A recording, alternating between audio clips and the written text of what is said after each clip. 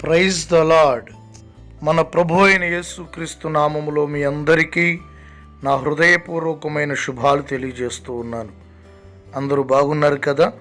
మీ కొరకు ప్రత్యేకంగా బాగుండాలని, క్షేమంగా ఉండాలని, ఆధ్యాత్మికంగా ఎదగాలని ప్రార్థన చేస్తూ ఉన్నాము. ఈ దినము కొరకు సిద్ధపరచబడిన దేవుని యొక్క వాక్యము యెషయా గ్రంథము 51వ అధ్యాయం 16వ వచనము. నా చేతి నీడలో నిన్ను కప్పియున్నాను. ఇది దేవుడు ప్రత్యేకంగా నీతోనే మాట్లాడుతున్నటువంటి శ్రేష్టమైన వాగ్దానం అయ్యున్నది. ప్రియమైన దేవుని బిడ్డ, దేవుని యొక్క చేతిని ఆయన నీ మీద ఉంచి నిన్ను కప్పి ఉన్నారు. ఆయన చేతి నీడలో నీవు కప్పబడి ఉన్నావు అనే సత్యాన్ని ఈ లేఖనంలో నుంచి మనం గమనించవచ్చు. దేవుడు ఎల్లప్పుడూ కూడా మనలను కప్పి ఉంచే దేవుడు. కోడి తన పిల్లలను తన రెక్కలతో కప్పినట్లు, యజమానులు కోడిని దాని పిల్లలను గంప కింద కప్పిపెట్టినట్లుగా దేవుడు తన చేతి నీడలో మనల్ని కప్పి ఉన్నారు. ఎందుకంటే శత్రువైన సాతాను మన జీవితాల మీద దాడి చేసి మనకున్న వాటిని దోచుకొని మన క్షేమాన్ని, మన సమాధానాన్ని, మన ఆరోగ్యాన్ని, మన నెమ్మదిని దోచుకొని దుఃఖముతోనూ, వేదనతోనూ, కలవరముతోనూ, వివాదములతోనూ బ్రతుకున్నట్లుగా అపవాది ప్రయత్నం చేస్తూ ఉంటాడు. వాని కీడులో పడకుండానట్లు, వాడు వేసే అగ్ని బాణాల క్రింద మనము నలిగిపోకుండానట్లుగా ప్రభువే తన చేతి నీడలో మనల్ని కప్పి ఉంచుతారు. ప్రియమైన సహోదరి, సహోదరుడా, ఆయన చేతి నీడ నీ జీవితంలో ఉండగా నువ్వు దేనికి కలవరపడవలసిన అవసరం లేదు.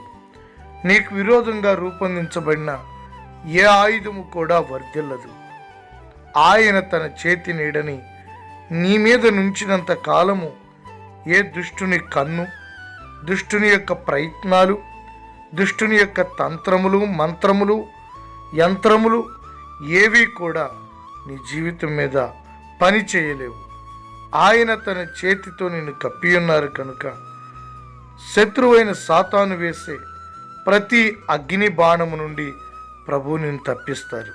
నీ కుటుంబాన్ని తప్పిస్తారు, నీ పిల్లల్ని తప్పిస్తారు. నీ కలిగిన యావత్తును ఆయన ప్రతి విధమైన కీడు నుంచి తప్పిస్తారు.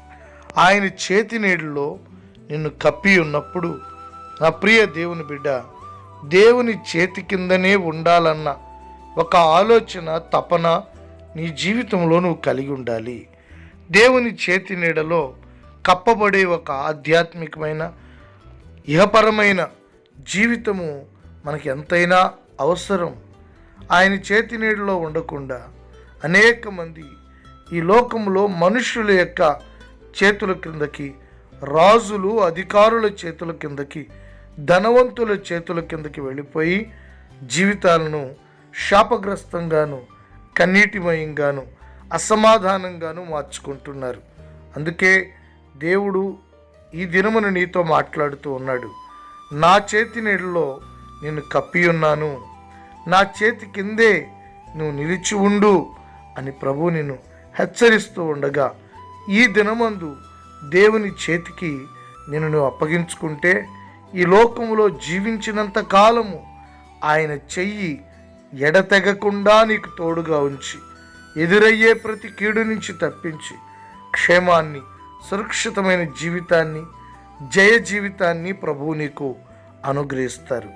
ప్రియ సహోదరుడా, సహోదరి, ఈ సమయంలో ఆయన చేతి కిందకి రావడానికి, బలిష్టమైన ఆయన చేతి కిందకి అప్పగించుకోవడానికి మంచి తీర్మానం చేసుకో. ప్రార్థన చేసుకుందాం. ప్రేమగల తండ్రి, పరిశుద్ధుడా, నీ చేతి నీడలో ప్రతి ఒక్కరిని భద్రపరిచి క్షేమం దయచేయండి.